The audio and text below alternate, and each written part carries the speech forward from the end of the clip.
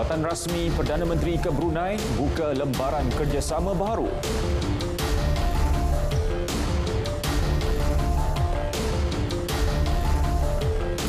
2.35 juta kenderaan direkodkan di 3 lebuh raya utama negara.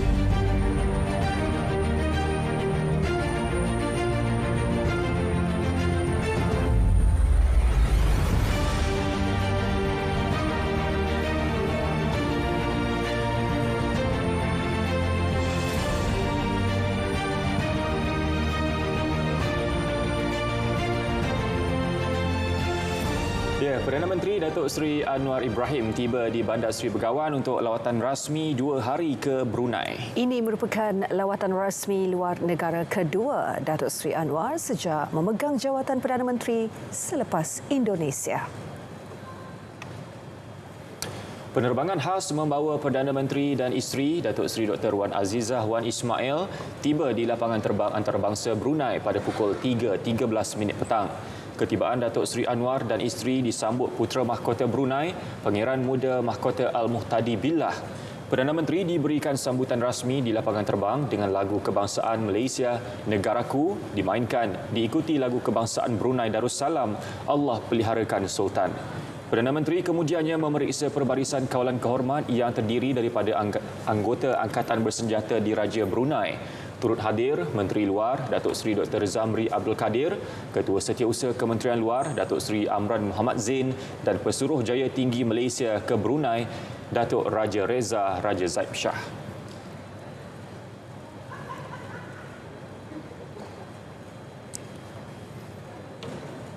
Perdana Menteri dan isteri dijadual menghadiri majlis makan malam bersama diaspora Malaysia di Suruhanjaya Tinggi Malaysia. Ia merupakan antara program utama beliau sebaik tiba di Brunei. Perincian lanjut, kita terus saja bersama Fahmi Zaidi. Silakan Fahmi.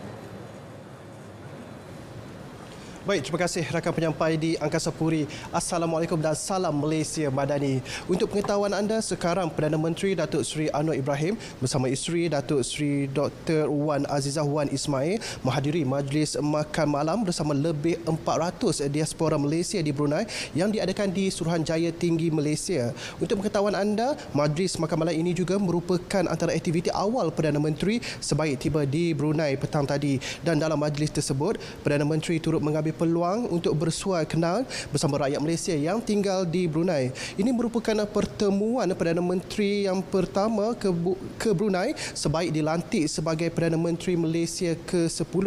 Antara yang turut hadir ke majlis makan malam ini adalah termasuklah Premier Sarawak Tan Sri Abang Johari Tun Openg, Ketua Menteri Sabah Datuk Seri Haji Jinor dan juga Menteri Luar Negeri Datuk Seri Dr. Zamri Abdul Kadir.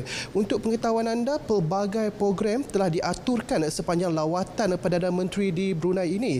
Antaranya termasuklah esok Perdana Menteri dijadual akan menghadap Sultan Brunei iaitu Sultan Hassanal Bolkiah di Istana Nurul Iman, dan dijangkakan pada sesi menghadap tersebut kedua-dua pemimpin akan mengambil peluang untuk menilai kemajuan kerjasama yang sedang berjalan di samping mengukuhkan lagi hubungan yang akan memberi manfaat kepada rakyat di kedua-dua negara. Pertemuan itu juga turut akan disusuli dengan majlis santapan rasmi yang akan dihoskan oleh Sultan Brunei. Selepas itu, Perdana Menteri akan menyaksikan pemeteraian memorandum persefahaman MOU antara Lembaga Pelaburan Pembangunan Malaysia MAIDA dan juga Agensi Pelaburan Brunei BIA. Untuk makluman anda, Menteri Luar Datuk Seri Dr. Zamri Abdul Kadir telah mengatakan MOU itu merupakan susulan daripada lawatan khas Sultan Brunei ke Malaysia pada 28 November yang lalu, iaitu selepas beliau dilantik sebagai Perdana Menteri Malaysia yang ke-10.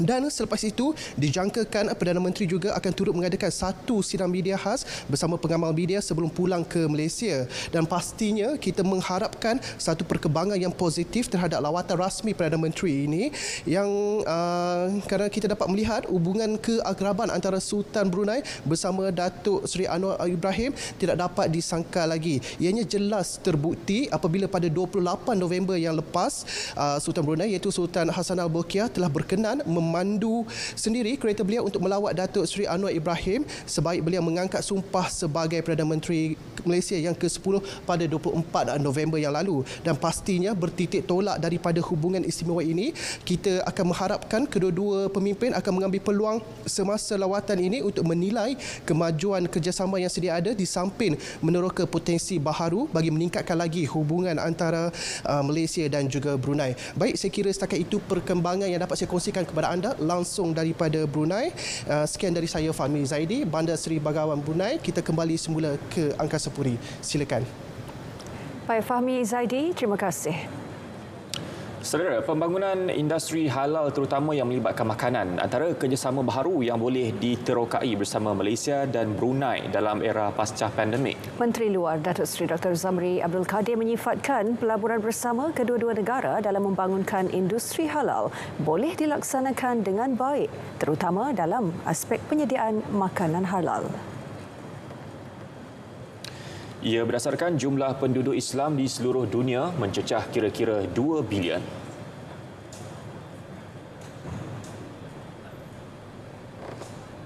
Dengan adanya keupayaan Malaysia dan Brunei, khususnya dalam konteks sebagai contoh dalam konteks industri halal ini, ianya akan membuka lembaran baru bagaimana dari segi kualiti dan juga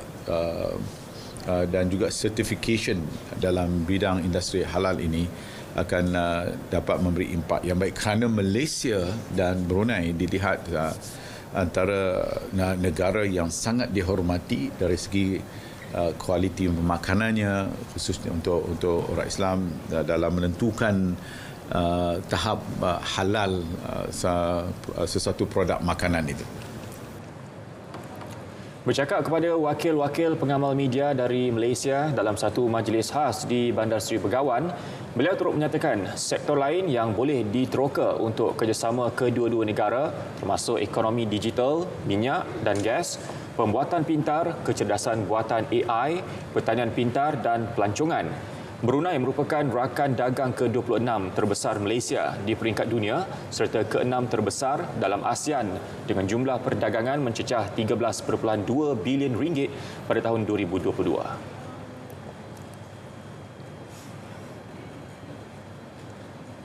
1,312 kemalangan direkodkan di seluruh negara pada hari ke-6 pelaksanaan Ops Selamat 19 sempena Tahun Baharu Cina. Pengarah Jabatan Siasatan dan Penguatkuasaan Trafik Bukit Aman, Datuk Seri Mat Kasim Karim dalam kenyataan memaklumkan kemalangan tersebut melibatkan 1,603 kenderaan.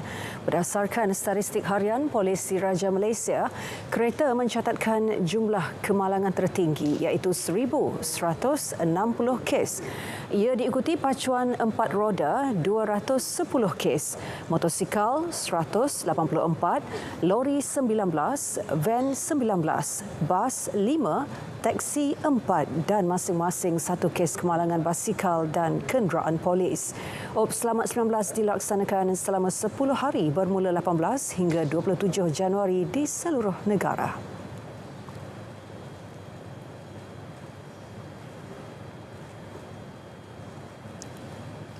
Kira-kira 2.35 juta kenderaan direkodkan di 3 lebuh raya utama susulan cuti perayaan Tahun Baharu Cina yang telah berakhir.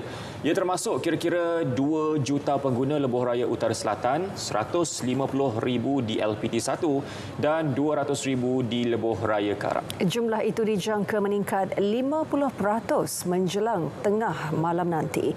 Butirannya langsung bersama Siti Nurul Husna Bokhari di Lembaga Lebuh Raya Malaysia, Bangi. Silakan. Baiklah, terima kasih Hazel dan juga Faris. Betul tu, keadaan akses akan bermula sejak petang tadi susulan cuti bersempena Tahun Baharu Cina yang berakhir hari ini. Kenderaan bergerak perlahan dari arah utara menghala ke selatan bermula Bidur, Gua Tempurung hingga ke Slim River. Kita beralih, kalau kita dapat saksikan di skrin yang berada di sebelah saya ini, kesesakan juga masih berlaku dari arah selatan ke ibu kota, terutamanya di Simparan Gam, Port Dickson dan juga Nilai. Aliran trafik turut perlahan dari Plaza Tol Bentong disebabkan pertambahan kenderaan dan juga keadaan jalan yang mendaki. Bagi mengetahui perkembangan serta data terbaru, Lembaga Lebuh Raya Malaysia bersama saya waktu ini iaitu Penolong Pengarah Kanan Pusat Pengurusan Trafik LLM Muhammad Ikram Azraz Razi. Jadi Tuan Muhammad Ikram, kita nak tanyakan data terbarulah berkenaan dengan pertambahan kenderaan yang direkodkan setakat jam 6 petang tadi. Baik, terima kasih Husna. Baik, untuk makluman semua, jumlah trafik yang menggunakan lebuh raya pada hari ini setakat pukul 6 petang tadi adalah berjumlah sebanyak 2.3 juta kenderaan, ya. Di mana daripada jumlah ini sebanyak 1.4 juta adalah trafik yang menggunakan lebuh raya plus, manakala sebanyak 400,000 trafik yang menggunakan lebuh raya LPT1 dan juga KL Karak. Okey, selain daripada itu, trafik menuju ke Lembah Kelang juga didapati mengalami pertambahan, di mana beberapa lokasi yang kita kenal pasti adalah di laluan Seremban Port Dickson, Gua Tempurung, Simpang Renggam, Sungai Buaya, Tol Plaza Gombak dan juga Tol Plaza Gentung. Selain itu, kami jangkakan yang jumlah trafik akan bertambah sebanyak 50% menjelang tengah malam ini sehingga ke awal pagi besok. Okay, saya juga ingin maklumkan bahawa jumlah kemalangan di lebuh raya sepanjang op selamat ini pada setakat 24 hari bulan ini adalah berjumlah sebanyak 472 kemalangan, di mana jumlah ini adalah tinggi berbanding tahun lepas, musim perayaan tahun lepas, di mana tahun lepas kita rekodkan sebanyak 446 jumlah kemalangan. Okay, saya juga ingin mengingatkan supaya pemandu dan pemilik kenderaan berat supaya patuhi peraturan larangan kenderaan berat yang mula berkuat kuasa kembali pada hari ini dan juga pada hari esok. Ya, senang. Okey, dan Tuan Ikram, kalau kita dapat saksikan, kita lihat daripada skrin ini, saya lihat di Bentong dan juga di Port Dickson antara yang paling teruk kesesakan yang boleh kita saksikan di skrin ini. Jadi mungkin ia disebabkan oleh keadaan cuaca selain daripada pertambahan kenderaan dan sebagainya. Ya, betul. Okay, pada hari ini memang kita jangkakan memang cuaca teruk. Jadi kami mohon supaya orang ramai fokus kepada pemanduan, di mana pada musim monsun ni kita jangkakan memang kemalangan bertambah. Ya. Terima kasih Tuan Ikram. Betul tu, jadi untuk semua pengguna lebuh raya, jangan lupa untuk terus patuhi peraturan yang telah pun ditetapkan dan juga jaga jarak anda kerana jalan licin berikutan hujan yang berlaku di kebanyakan lebuh raya utama di Malaysia. Untuk itu, sekian laporan saya, Siti Nurul Husna Bukhari. Kita nak kembali bersama dengan Zatul bagi mengetahui perkembangan lalu lintas di Pulau Pinang. Di sana, silakan Zatul.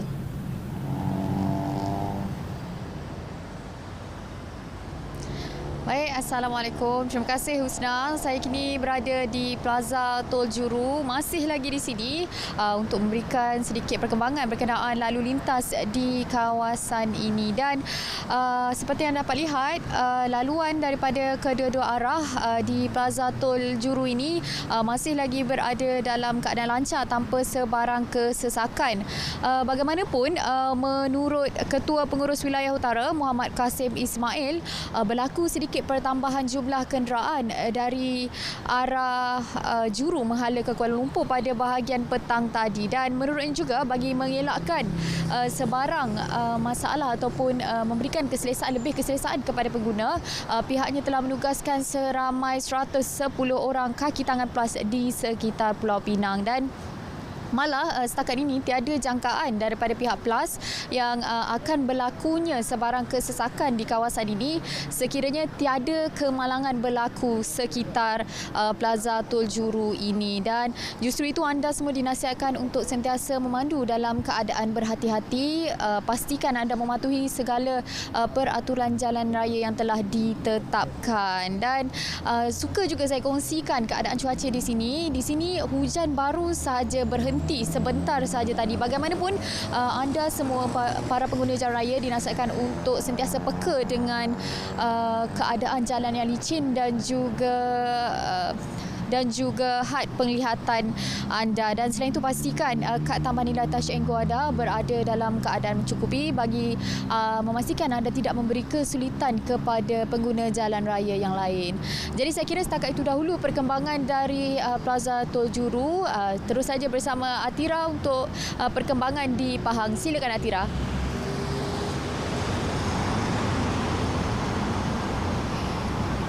Terima kasih Zatul di Juru. Saya kini berada di RNA Gambang arah barat di LPT1 bagi berkongsi perkembangan semasa aliran trafik di Lebuh Raya Pantai Timur yang menghala ke Ibu Negara malam ini. Di mana ketika ini cuaca agak tidak menentu, hujan renyai-renyai. Rata-rata pengguna mengambil kesempatan untuk berehat seketika di hentian ini sebelum memulakan kembali perjalanan ke destinasi masing-masing. Dan berdasarkan laporan syarikat konsesi Lebuh Raya iaitu Ani Berhad, ketika ini sebanyak 45,116 kenderaan telah pun memasuki Lebuh Raya LPT1 dan sebanyak 126,831 kenderaan melalui Lebuh Raya Kuala Lumpur, Karak, KLK. Dan untuk perkongsian trafik, pergerakan ketika ini agak perlahan namun masih lagi lancar bagi kedua-dua Lebuh Raya ini. Dan yang mana di Lebuh Raya LPT1 arah barat berlaku sedikit kesesakan di kilometer 78.7 hingga kilometer 76.9 di Karak. Manakala di Lebuh Raya KLK pula berlaku kesesakan dan agak perlahan laluannya iaitu di Karak Bentong ke Lentang menuju ke Bukit Tinggi menuju ke Genting Sempah sehingga menghala ke Tol Plaza Gombak. Dan pihak konsesi menjangkakan akan terus berlaku peningkatan kemasukan kenderaan melalui kedua-dua lebuh raya ini sehingga lewat malam nanti. Dan untuk bagi yang masih belum memulakan perjalanan pulang ke ibu kota dan masih lagi menghabiskan masa bahagia anda bersama keluarga tercinta di kampung halaman, anda disarankan untuk mengikut cadangan waktu perjalanan TTA yang dihebahkan oleh pihak konsesi, di mana untuk malam ini anda boleh bermula pergerakan anda pada jam 8 malam sehingga 10 malam ataupun anda boleh memilih untuk memulakan perjalanan antara jam 9 malam sehingga 12 malam nanti. Dan bagi yang ingin memulakan perjalanan anda pada esok hari, anda disarankan untuk memulakan pergerakan anda di antara jam 6 pagi sehingga 10 pagi atau 7 pagi sehingga 11 pagi nanti. Jadi rancang perjalanan anda sebaik mungkin. Dan bagi yang baru atau ingin memulakan perjalanan pada waktu malam ini, anda diingatkan untuk memastikan pemandu dalam keadaan yang cukup rehat dan kenderaan anda dalam keadaan baik, dan pastikan juga ahli keluarga ataupun penumpang kenderaan masing-masing berada dalam keadaan selesa bagi membantu dan melancarkan lagi perjalanan anda pulang sekaligus tiba dengan selamat ke destinasi masing-masing. Dan ingin sekali lagi diingatkan, pastikan mood pembayaran pilihan tol anda mencukupi untuk melancarkan lagi pemanduan anda ke destinasi. Jadi saya kira setakat itu saja laporan saya di LPT1. Kita ke Johor bersama Anas untuk laporan berikutnya. Silakan Anas.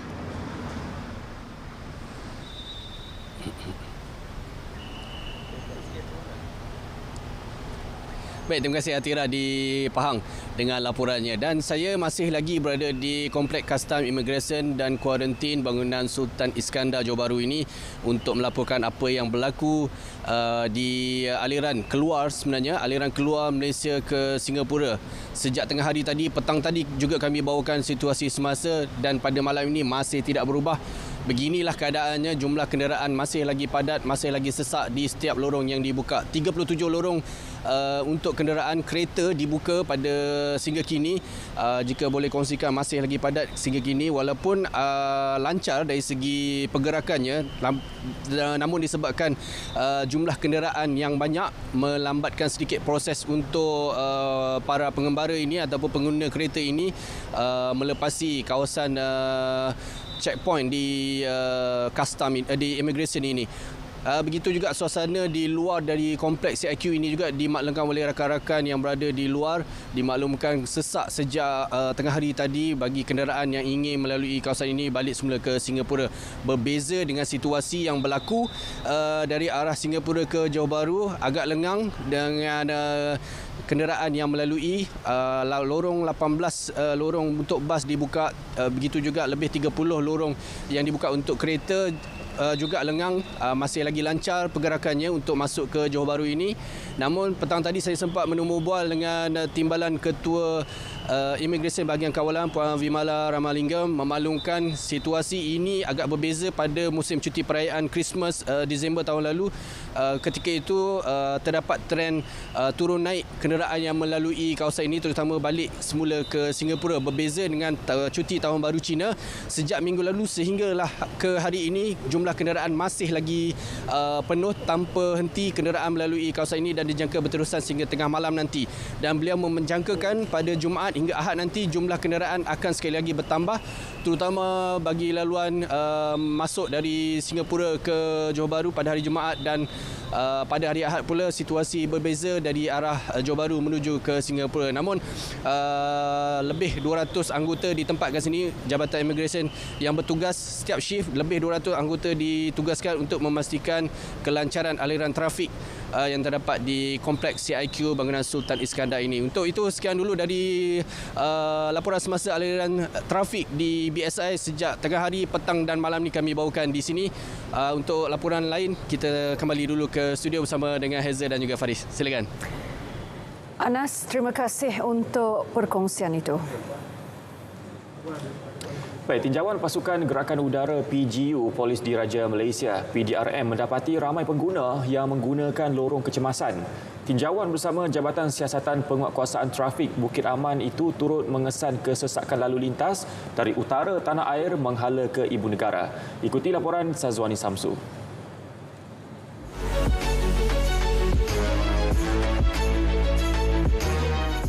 29 anggota Jabatan Siasatan Penguatkuasaan Trafik dan Pasukan Gerakan Udara PDRM digerakkan bagi meninjau pergerakan trafik sekitar hentian sebelah rawang kilometer 436 menghala ke Kuala Lumpur.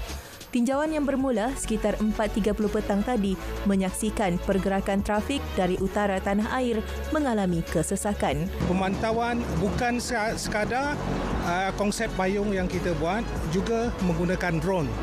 Drone yang kita gunakan ini bertujuan untuk menjamin kelancaran lalu lintas pada petang ini yang kita jangka akan berlaku di kawasan ini dan beberapa kawasan yang lain. Kesalahan-kesalahan yang dikenal pasti adalah menggunakan lorong kecemasan. Yang ini kita telah war-warkan berkenaan dengan kesalahan ini, dan kami dari PDRM menyeru semua pengguna lebuh raya. Kesan daripada penggunaan drone ini, dia mendatangkan kewaspadaan kepada pengguna-pengguna yang bahawa mereka dipantau walaupun kelibat polis masih jauh. Drone model Matrix 300 RTK ini mampu mengesan nombor kenderaan bersalah lalu lintas pada ketinggian 1,500 kaki. Unit drone kendalian pilot Korporal Fauzi Awang dan pengesan Korporal J. Tamilmani akan mengenal pasti kenderaan yang menggunakan lorong kecemasan tanpa sebab munasabah secara real time sebelum kenderaan berkenaan dikenakan saman serta-merta. Kesesakan lalu lintas bukan alasan untuk anda menggunakan lorong kecemasan. Ingat, ingkar peraturan jalan raya, hukuman menanti. Sazwani Samsu, RTM.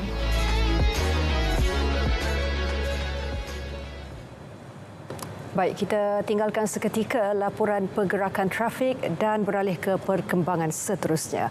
Murid ceria, guru bahagia, sekolah bitara dan negara sejahtera. Konsep Kementerian Pendidikan bertunjangkan 7 teras utama itu dijadikan landasan kepada Pelan Pembangunan Pendidikan Malaysia 2025. Seiring dengan aspirasi kementerian tersebut, rangka madani turut memenuhi dan melengkapi gerak kerja yang dilaksanakan KPM. Kita ikuti laporan Rufina Mary Ambrose. Selain memperkasa pendidikan negara, 7 teras utama memberi penekanan kepada semua aspek merangkumi keperluan pelajar, ibu bapa dan guru. Menurut Ketua Pengarah Pendidikan Malaysia, Datuk Khairuddin Ghazali, ia turut akan menjadi hala tuju bagi menangani isu dalam aspek pendidikan termasuk isu beban warga pendidik. Kadang-kadang kita lihat beban ini berlaku apabila arahan yang agak berbeza daripada apa yang telah disampaikan dari peringkat kementerian ke peringkat negeri ke peringkat daerah. Berubahnya arahan itu mungkin penegasan yang semakin meningkat ke atas sesuatu perkara itu. Di peringkat awal sudah difikirkan supaya tidak membebankan, tapi kerana mungkin ada isu komunikasi, perkara ini timbul. Sebab itu dalam teras pertama kita tekankan supaya komunikasi antara Kementerian Pendidikan dan sekolah itu berjalan dengan berkesan. Selain meneruskan dasar-dasar sedia ada, penambahbaikan dari segi kaedah pelaksanaan turut diberi tumpuan terutama dari segi aspek reformasi. Setiap lapisan peringkat pengoperasian, sama ada secara formal ataupun informal tadi, saling berbincang atau berkomunikasi, saling memahami untuk menyambut setiap satunya isi supaya kita boleh dapat satu kejayaan melahirkan anak yang boleh memasuki masyarakat satu hari nanti dengan kekuatan ilmu dan akhlak yang ada pada diri mereka. Sukatan pembelajaran negara pula masih tidak jauh berbeza, namun peruntukan masa pengajaran bagi sesuatu topik akan ditambah baik. Jadi untuk melihat perubahan dalam sukatan kurikulum kita ini mungkin mengambil sedikit masa. Apapun peringkat kementerian kita berusaha untuk memberi siri latihan kepada guru-guru kita supaya kepakaran guru kita semakin tinggi dan mereka mampu untuk melaksanakan pengajaran yang lebih berkesan. Dengan menitikberatkan pembangunan adab, akhlak dan integriti, Kementerian Pendidikan kini dalam usaha melahirkan generasi yang berakhlak dan pintar. Bagi membantu usaha berkenaan, Majlis Penasihat Pendidikan Malaysia MPPK yang terdiri daripada anggota yang berlatar belakang bidang pendidikan mengesyorkan cadangan yang relevan dari masa ke semasa. Rufina Mary Ambrose, Berita RTM.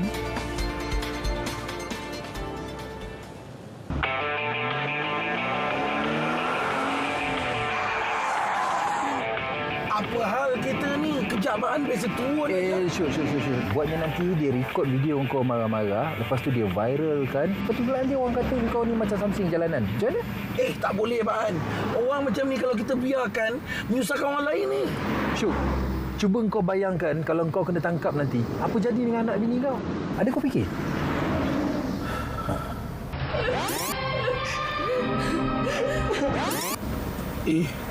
Takutlah saya, Baan. Kesian tak ada siapa nak tolong anak bini saya kat rumah. Syuk, biarkan. Tugas ni biarkan pihak berkuasa yang jalankan kerja dia orang. Tugas kita patuhi undang-undang jalan raya. Kita jangan ikut perangai macam dia. Kalau Abang cakap macam tu, baiklah. Sikap anda mengubah segalanya. Kawal emosi dan patuhi undang-undang jalan raya. Langkah-langkah keselamatan ketika musim banjir. Sediakan kit peralatan kecemasan seperti ubat-ubatan, makanan dan minuman, peralatan peribadi, lampu suluh, telefon dan power bank. Dapatkan maklumat keadaan tempat anda di media massa atau media sosial. Peka dengan keadaan sekeliling dan bersedia jika keadaan bertambah buruk. Jauhi tempat-tempat yang dilanda banjir. Pergi ke tempat tinggi dan selamat. Elakkan daripada melalui kawasan banjir dan arus deras yang boleh menghanyutkan anda. Jangan sengaja bersiar-siar di kawasan banjir, sama ada dengan sampan, basikal mahupun berjalan kaki. Jangan sentuh mana-mana kabel ataupun wayar yang terputus. Awasi kanak-kanak, jangan biarkan mereka bermain air banjir, terutamanya di longkang, sungai atau lombong. Elakkan minum air banjir, minum air yang dimasak. Dan berikan sepenuh tumpuan semasa banjir. Segera berpindah ke pusat pemindahan sekiranya diarahkan. Pesanan khidmat masyarakat ini dibawakan kepada anda oleh RTM, teman setia anda.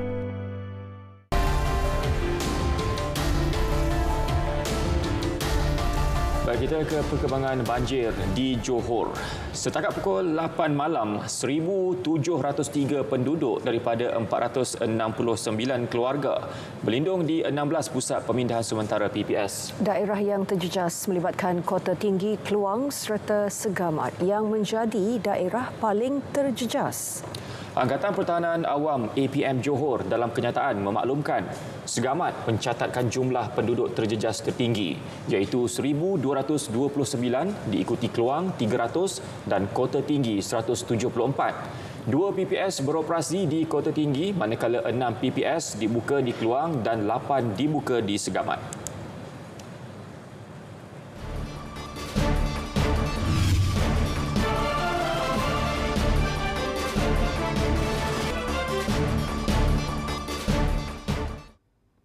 Assalamualaikum dan salam sejahtera, kembali bersama Jabatan Meteorologi Malaysia untuk laporan cuaca terkini. Baik, kita mulakan laporan dengan memberi penumpuan kepada amaran yang sedang berkuat kuasa iaitu amaran hujan lebat berterusan peringkat bahaya melibatkan kawasan di sekitar negeri Johor, meliputi pantai timur dan pedalaman negeri Johor. Manakala amaran peringkat waspada dan juga buruk melibatkan di kawasan sekitar Johor Barat, negeri Melaka, negeri Sembilan dan juga negeri Pahang. Amaran ini berkuat kuasa sehingga 25 Januari 2023. Manakala bagi negeri Sabah dan Sarawak juga, Met Malaysia juga telah mengeluarkan amaran hujan lebat berterusan peringkat bahaya. Ini meliputi di kawasan sekitar Kudat, pedalaman dan juga sandakan Sabah. Manakala bagi peringkat buruk dan juga waspada melibatkan kawasan sekitar perairan negeri Sarawak dan juga barat negeri Sarawak, juga termasuk di sekitar pedalaman dan juga pantai barat negeri Sabah. Selain daripada itu, Met Malaysia juga telah mengeluarkan amaran angin kencang dan juga laut bergelora bagi kategori pertama, kedua dan juga ketiga. Ini melibatkan kawasan perairan yang telah ditandakan dengan warna kuning, jingga dan juga merah. Amaran ini berkuat kuasa sehingga 29 Januari 2023 dan harus diingatkan kepada orang ramai bahawa keadaan ini amat berbahaya bagi kesemua aktiviti laut, terutamanya bot-bot kecil, feri dan juga sebarang aktiviti menangkap ikan.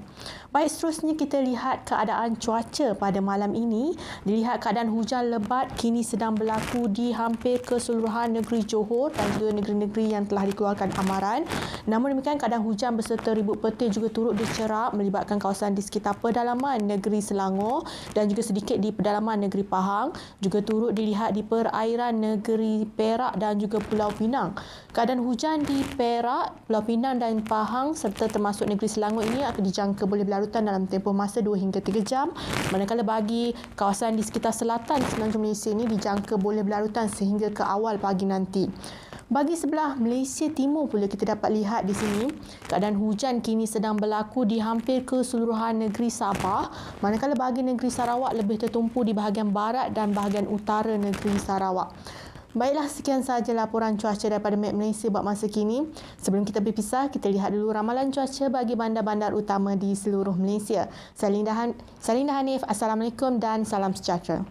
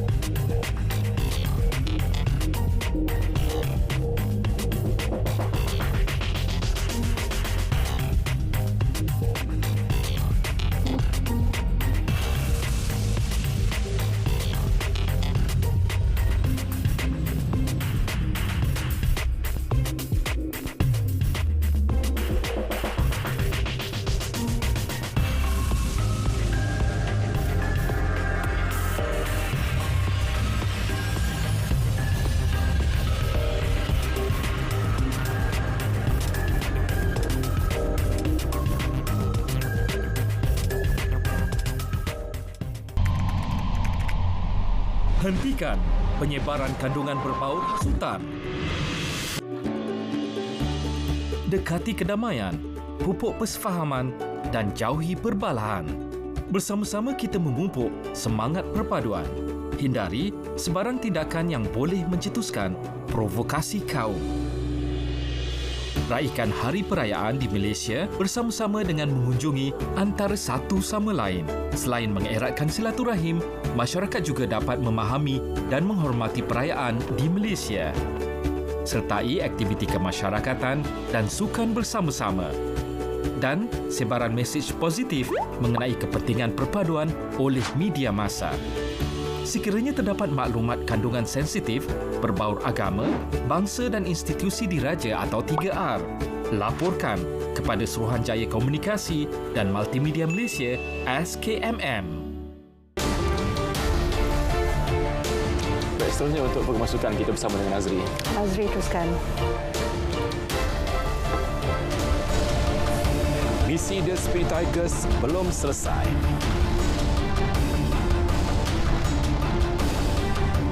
Aaron Chia dan So Wo Hing naik satu anak tangga.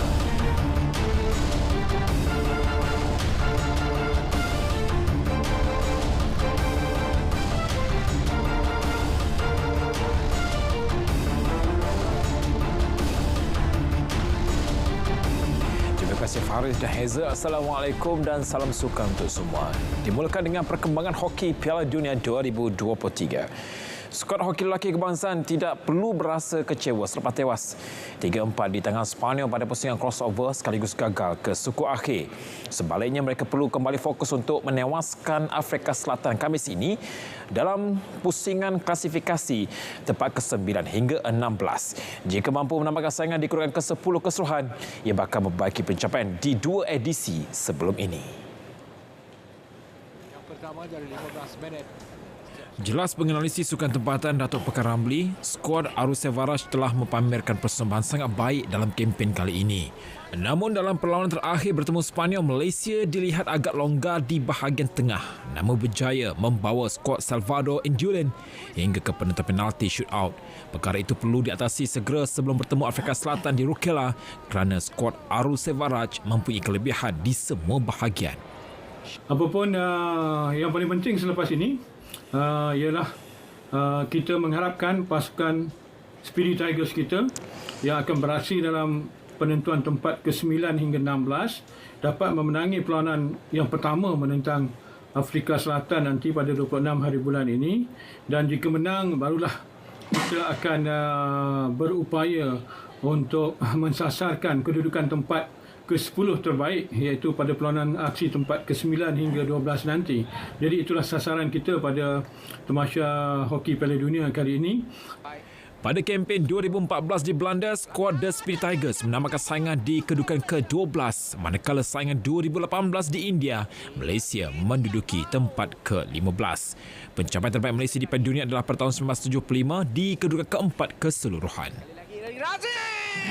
Jaringan kedua Malaysia. Dalam pada itu, menurut pengurus pasukan hoki kebangsaan Datuk Mirnawan Nawawi, kekalahan kepada Sepanyol amat mengecewakan, namun sebagai pemain profesional, mereka mampu bangkit untuk menghadapi aksi seterusnya. Dan juga refokus kepada tugas dan juga tanggungjawab yang perkara-perkara sebegini boleh berlaku di sepanjang kejohanan, tetapi apa yang penting adalah pemain-pemain mereka mampu sebenarnya untuk bounce back dan juga refokus kepada tugas dan juga tanggungjawab yang seterusnya. Dan ketika ini fokus harus diberikan kepada perlawanan menentang Afrika Selatan. Beliau percaya anak-anak buah Arus Sevaraj mampu untuk sekali lagi memberikan aksi terbaik pada pertemuan tersebut. Saudara muslimi dan muslimat, sebentar tadi telah masanya waktu salat fardu isyak bagi Kuala Lumpur dan kawasan yang sewaktu dengannya. Selamat menekan solat fardu isyak. Kita balik pula ke perkembangan sukan badminton. Susulan 2 kekalahan berturut-turut di pusingan awal musim ini, ranking pemain perseorangan lelaki profesional negara Lizzie Jia jatuh 2 anak tangga.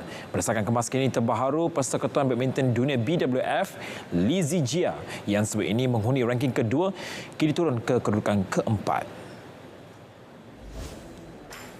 Lee Zijia dipintas pemain Indonesia Anthony Sinisuka Ginting, manakala Victor Alserson dari Denmark mengekalkan statusnya selaku pemain nombor 1 dunia. Lee Zijia yang berpisah dengan jurulatih dari Indonesia Indra Wijaya pada November tahun lalu tersingkir pada pusingan pertama terbuka Malaysia 2 minggu lalu. Beraksi di terbuka India minggu lalu pula, pemain berusia 24 tahun itu hanya sekadar mara ke pusingan kedua. Sementara itu, berguru lelaki utama negara Aaron Chia dan So Wo-yi naik satu anak tangga untuk berada di tempat kedua dunia di belakang pasangan Indonesia Fajar Alfian dan Muhammad Rian Ardianto. Ia merupakan kedudukan ranking tertinggi dalam kejayaan mereka setakat ini. Kenaikan ranking itu turut dibantu menerusi pencapaian mereka muncul naik juara terbuka India kemarin. Bergu wanita Prilitan Emtinah juga berjaya memperbaiki ranking apabila naik ke kedudukan ke-6 dunia. Perkembangan isukan pasukan Magnus Esports optimis mampu untuk memberikan cabaran sengit kepada semua pasukan dalam saingan Liga Profesional Mobile Legends MPL musim ke-11. Menurut ketua jurulatihnya Danish Kumaran, pasukan ini sedang bekerja keras melakukan persiapan bagi menghadapi kejohanan tersebut. Semua pasukan sekarang tengah berubah gameplay diorang. Sebab macam saya mention tadi, diorang membawa player-player dan coach daripada negeri-negeri luar. So banyak benda akan berubah. Contoh macam Homeboys, Todak semua membawa player luar. So saya rasa semua tim akan memberi saingan yang agak kuat kepada kita orang. Tapi still kami akan mencuba untuk memberi saingan yang lebih kuat kepada diorang. Memberi kejutan lah kepada diorang. Dalam masa sama, beliau turut berharap anak-anak buahnya akan membuktikan kemampuan masing-masing dalam semua kejohanan yang disertai. Pelumba Moto3 negara Sarifuddin Azman menyifatkan pencalonan dirinya dalam senarai pendek olahragawan kebangsaan Anugerah Sukan Negara ASN 2021 sebagai pengiktirafan istimewa buat sukan pemotoran negara. Ini kerana buat pertama kali dalam tempoh 19 tahun, atlet sukan pemotoran berjaya menembusi senarai 5 calon akhir. Terkenal dengan gelaran Damok, kemenangan bukan fokus paling utamanya. Sebaliknya, menurut pelumba itu, dia berharap pencapaian tersebut menjadi inspirasi buat pelumba muda negara mengejar impian mereka. Kalau saya lihat sekarang ni memang kita berada di on track lah. So selepas saya mungkin kita ada adik Hakim Danish. So dekat situ banyaklah pelapis-pelapis selepas saya ataupun selepas Hakim Danish. So dekat sini amat bagus saja platform yang sekarang kita ada. Dia ditemui di kediamannya di Puchong, Selangor. Damok bakal menerima cabaran hebat antaranya daripada jagoh berbasikal trek negara Datuk Azizul Hasni Awang dan gandingan berguru lelaki negara Aaron Chia dan So Wo-yi. Turut tercalon dalam kategori sama ialah atlet bina badan budak Ancah dan pemain squash negara Eng In Yao. Kali terakhir atlet pemotoran negara menggodok anugerah olahragawan kebangsaan ialah pada 2002 menerusi kejayaan legenda sukan rally negara Karamjit Singh dan Alan Oh. Kehadiran beberapa tonggak baharu sudah mula memberikan impak positif terhadap pasukan Kuala Lumpur KL City FC melibatkan bahagian jentera serangan. Jurulatih Boyan Hodak optimis anak buahnya mampu menunjukkan keserasian di antara pemain baharu dan pemain sedia ada. Everything's fine. We have new signings. Some of them played before in Malaysia, which is much easier for them to adapt. The other players that are new, they're slowly gelling in. So I think that everything is, atmosphere is good. So this is most important. Dengan kehadiran beberapa penggempur baharu dalam KL City FC seperti JJ Kipre dan Hasan Kayon, jurulatih berusia 51 tahun itu yakin pasukannya mampu menjadi pencabar untuk musim baharu Liga Malaysia.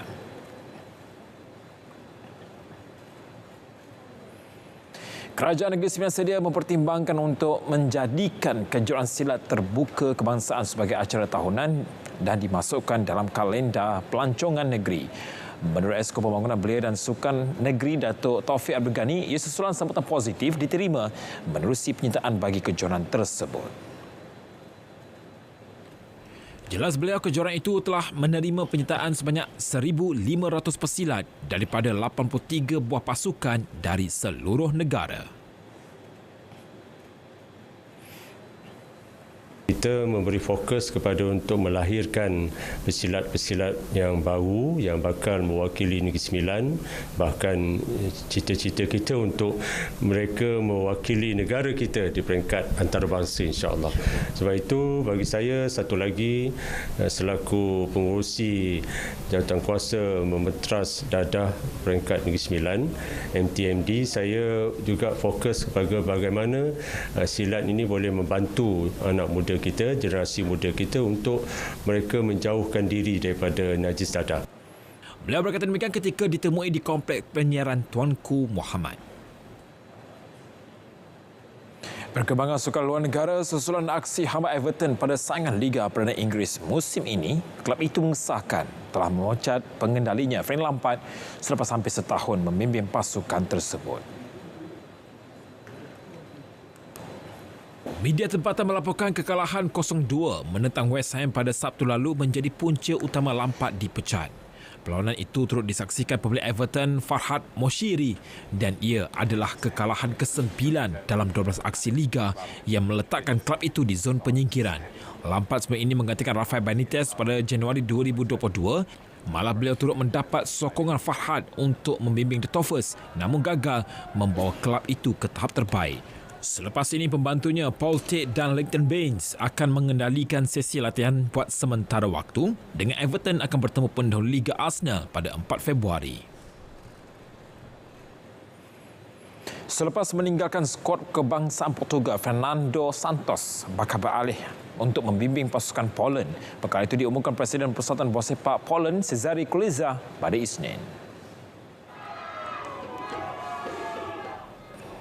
Menurut Kuleza, satu sidang media mengenai pelantikannya akan diadakan dalam masa terdekat. Santos, 68 tahun, melepaskan jawatannya bersama Portugal selepas pasukan tumpas kepada Maghribi di peringkat sokong akhir Piala Dunia 2022. Tindakan beliau meletakkan kaptennya Cristiano Ronaldo di bangku simpanan pada pelan itu dikritik hebat kerana dianggap menjadi punca kekalahan mereka. Santos mula mengendalikan Portugal pada 2014 dan mengemudi pasukan itu dalam 109 perlawanan. Pencapaian terbesarnya ialah membawa Portugal menjuarai kejuaraan Euro dan memenangi saingan Liga Negara-Negara musim 2018-2019.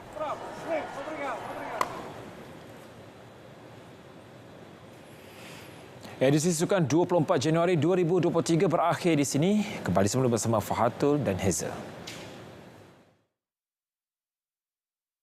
FIH Odisha Hoki Piala Dunia Lelaki 2023 membuka tirai persaingan. Barisan 20 pemain terbaik skuad hoki senior kebangsaan kini menggalas cabaran dalam kejohanan edisi ke-15. Saingan 16 pasukan dari 4 kumpulan dengan negara India sebagai tuan rumah dibawakan untuk anda dari 13 hingga 29 Januari eksklusif hanya di RTM.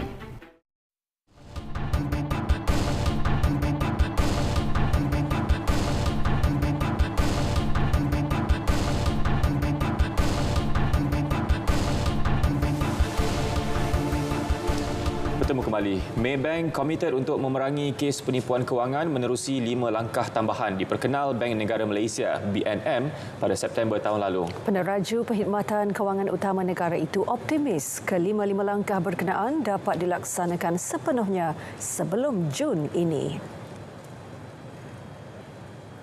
Menerusi temu bual eksklusif bersama RTM, Ketua Perkhidmatan Kewangan Komuniti Maybank, Datuk Hamirullah Burhan memaklumkan bank itu telah melengkapkan hampir kesemua langkah-langkah yang diperlukan.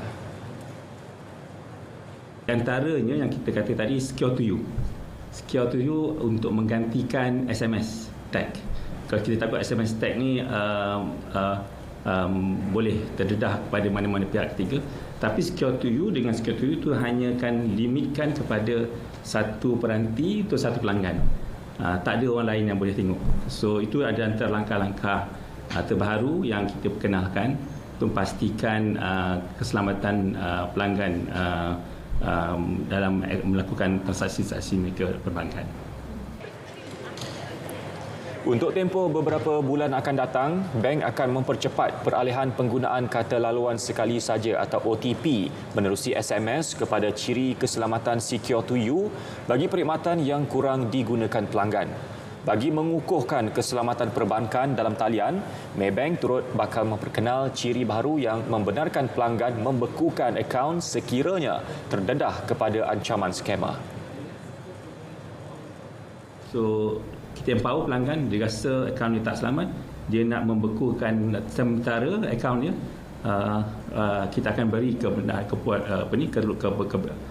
memberikan itu untuk pelanggan sendiri yang melakukannya daripada secara online. So. Persatuan Bank-Bank dalam Malaysia menerusi kenyataan Disember lalu memaklumkan semua bank progresif dalam melaksanakan langkah-langkah menangani penipuan kewangan yang dijangka akan selesai sepenuhnya Jun ini. Harga makanan mustahil diturunkan sekiranya ia diukur berdasarkan penurunan harga bahan mentah semata-mata. Presiden Persatuan Pengusaha Restoran Muslim Malaysia, PRESMA, Datuk Jawahar Ali Taib Han menegaskan faktor lain seperti sewa kedai, upah pekerja dan kos pengangkutan turut memainkan peranan dalam menentukan harga makanan. Kalau bandingkan minyak masak umpamanya, yang tak ada subsidi, tepung umpamanya, tepung saya ingat kalau bandingkan dulu naik dekat 5-60% dah. Dan kita tak ada naikkan roti tu sekalian dia. Dan sebab kita kena fikir barang asas ni saja tak boleh jadikan roti canai. Dia ada peranan tukang buat roti canai, pelantar naik, minyak naik, segala-galanya naik, tapi kenaikan memang berlaku tapi pada kadar yang cukup minimal. Jelasnya, pelanggan boleh memilih lokasi bersesuaian dengan kemampuan dan citarasa masing-masing. Di samping melihat sendiri paparan harga yang dipantau oleh Kementerian Perdagangan Dalam Negeri dan hal ehwal pengguna. Kalau kat area sini pun sewa pun dekat RM25,000 sebulan. Tapi kita tak adalah jual harga yang mengarut. Dan kita tengok keadaan juga, you kalau pergi area-area kawasan elit umpamanya di Bangsa, di Taman Tun, di Hartemas, memang dah itu rupa je. PRESMA mempunyai 4,000 ahli dengan lebih 10,000 rangkaian restoran di seluruh negara. Apapun rakyat sentiasa peka dengan harga makanan khususnya di restoran dan kedai makan. Mereka mengakui perbandingan harga makanan dibuat agar pemilihan kedai dilakukan mengikut kemampuan. Kalau harga makan tu mahal tapi tak setanding dengan rasa, memang saya akan terus boikot je. Saya akan bagi tahu dekat kawan-kawan untuk tak payah pergi kedai ni. Itu je. Kalau saya cari kedai yang murah. Lepas tu memang harga mahal lah sekarang. Orang ramai turut berpandangan harga makanan di premis makanan yang tular tidak munasabah dan membebankan. Mereka juga mengambil langkah melaporkan kepada pihak berkuasa sekiranya harga makanan yang ditawarkan tinggi.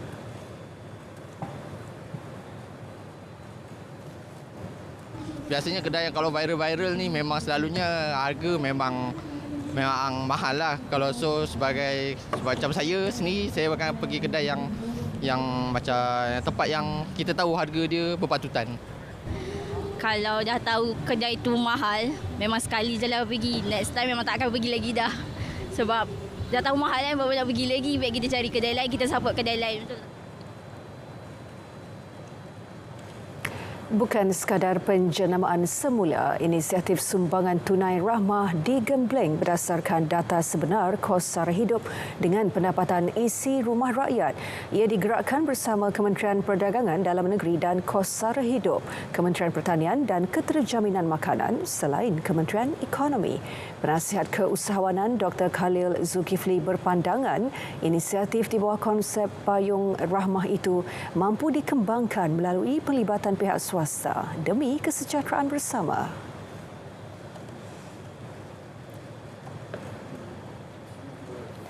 Konsep ramah ni juga dan konsep masyarakat baru ni, masyarakat madani ni adalah dari rakyat kepada rakyat untuk rakyat.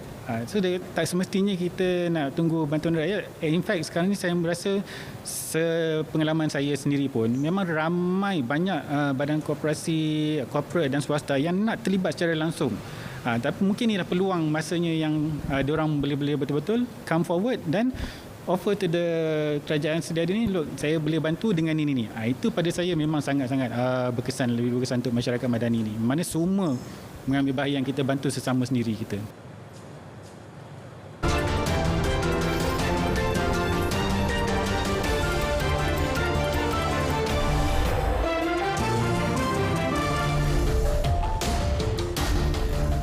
Saudara, sambutan Tahun Baharu Cina tidak lengkap tanpa tarian singa.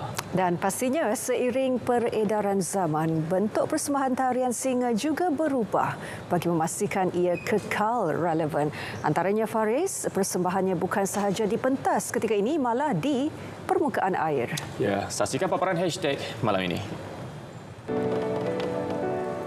Tarian singa sekarang bukan biasa-biasa, sebaliknya mengalami transformasi dari segi muzik dan persembahannya.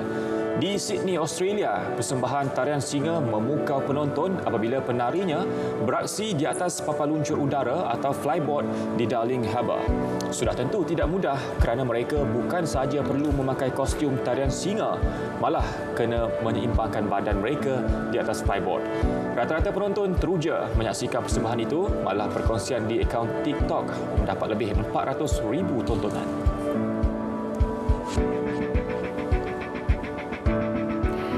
Spike, anjing jenis Chihuahua berusia 23 tahun dari Ohio, Amerika Syarikat, menjadi pemegang rekod anjing tertua yang hidup. Spike yang dilahirkan pada November 1999 ditemui Rita Kimball di tempat letak kereta di sebuah kedai runcit. Rita tidak menyangka Spike akan menjadi haiwan peliharaan kesayangannya, malah diiktiraf sebagai anjing tertua yang hidup. Spike yang kini hampir buta dan kurang pendengaran lebih gemar menghabiskan masa dengan orang yang dikenalinya. Baik, berita perdana edisi 24 Januari 2023 berakhir di sini. Terus dapatkan perkembangan sahih sepanjang masa melalui portal berita.rtm.gov.my.